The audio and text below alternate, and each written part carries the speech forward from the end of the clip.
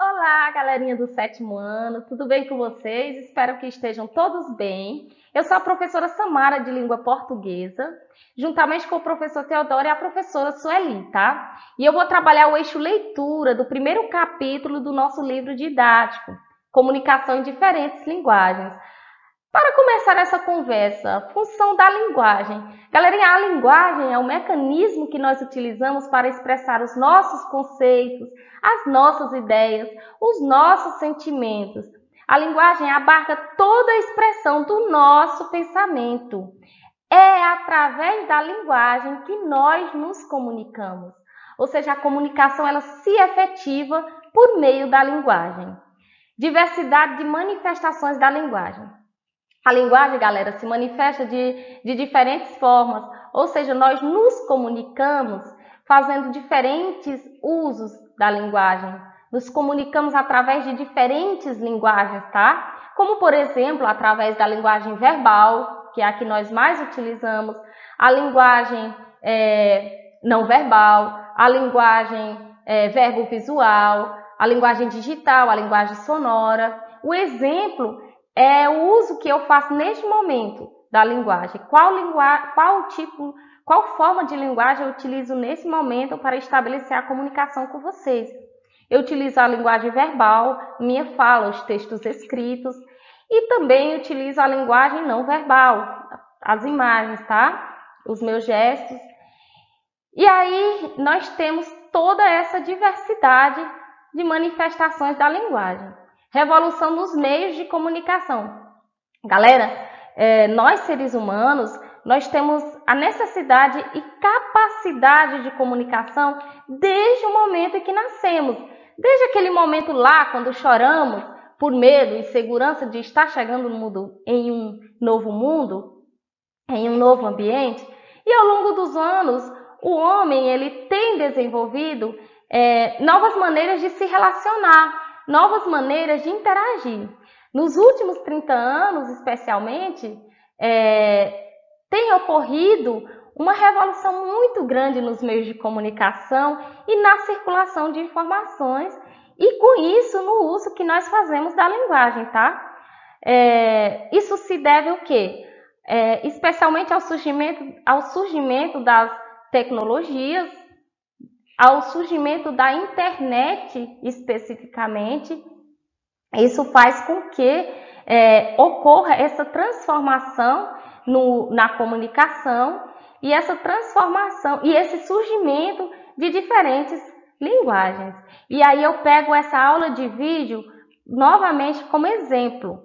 Aqui nós temos com o crescimento da sociedade, com o contexto em que nós estamos inseridos, que é o contexto da pandemia, nós acabamos tendo que manter essa relação, essa interação através desse canal digital. Vocês podem estar aí com o celular na mão, dessas ferramentas que surgem com essa revolução nos meios de comunicação.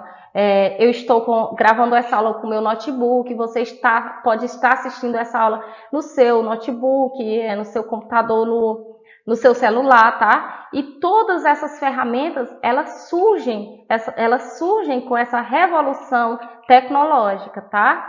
Com essa revolução nos meios de comunicação.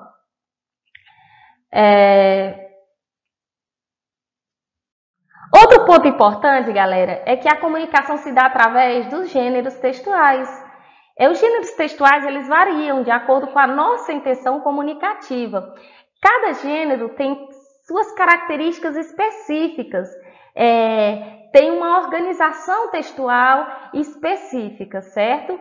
E aí, por exemplo, o contexto de produção e a intenção comunicativa de uma notícia é diferente do contexto de produção e a intenção comunicativa de uma receita culinária.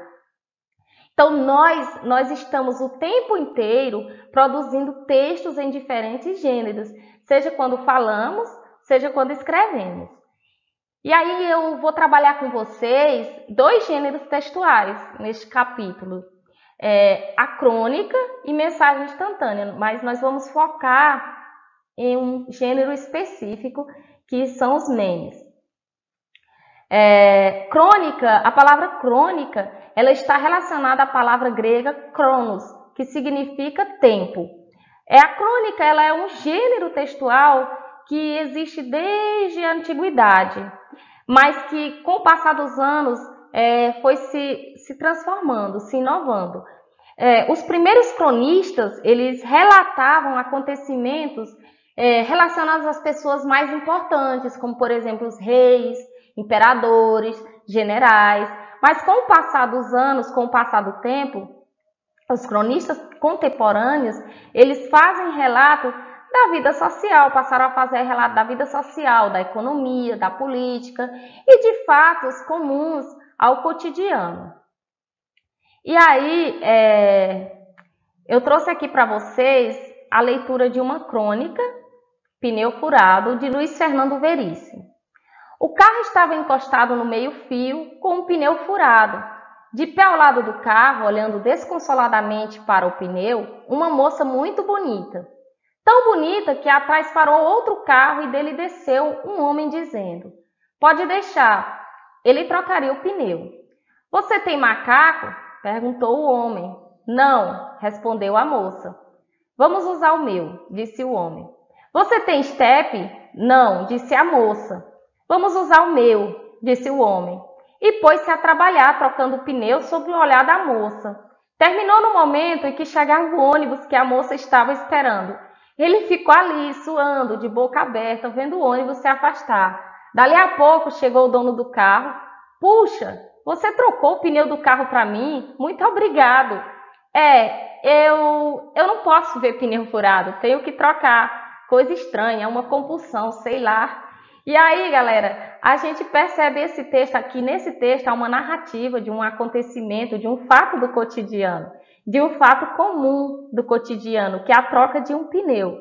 E aí a gente percebe que o texto ele vai sendo construído com uma linguagem simples e a situação comunicativa é uma situação informal. E aí tem a construção de um diálogo entre essas três personagens, o homem, a moça e o dono do carro.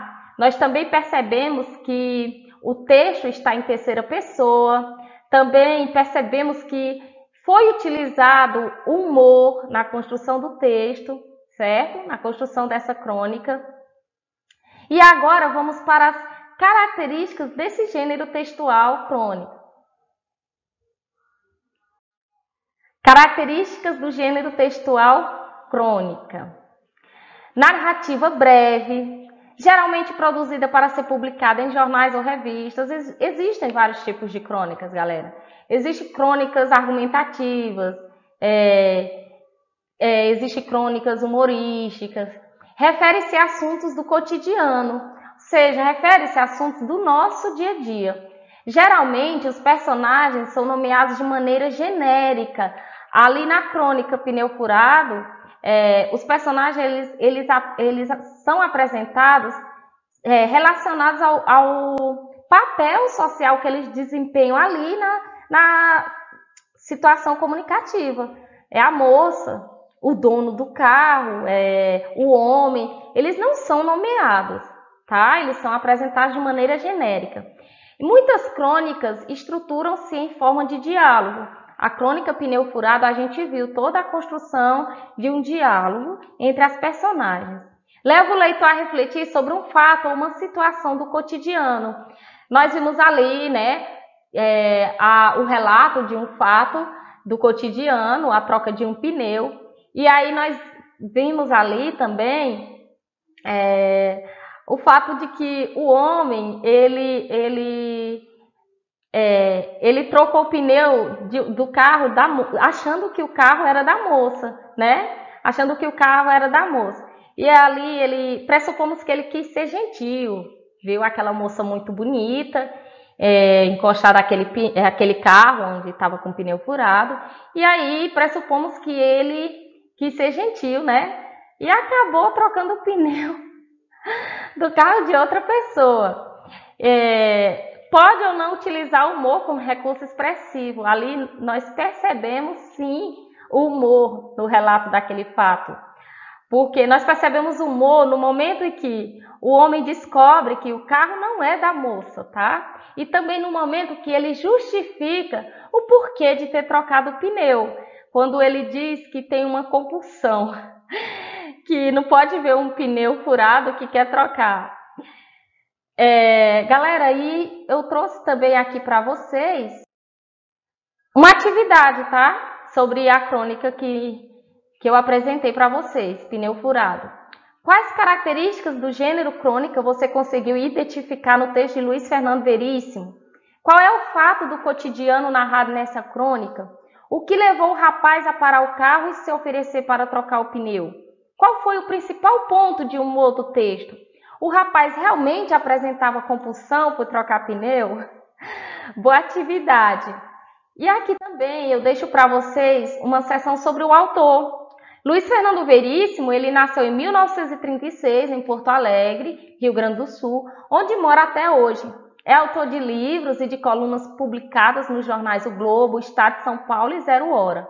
Sua obra literária é diversa, com livros infantis juvenis, de humor, quadrinhos, crônicas e romances. Muitos de seus livros foram adaptados para o cinema, a TV e o teatro. Luiz Fernando Veríssimo, ele é um grande cronista brasileiro. E aí, galera, é isso. Tchau, tchau para vocês. E eu vou deixar atividade também no nosso grupo de estudos, tá bom? Tchau, tchau.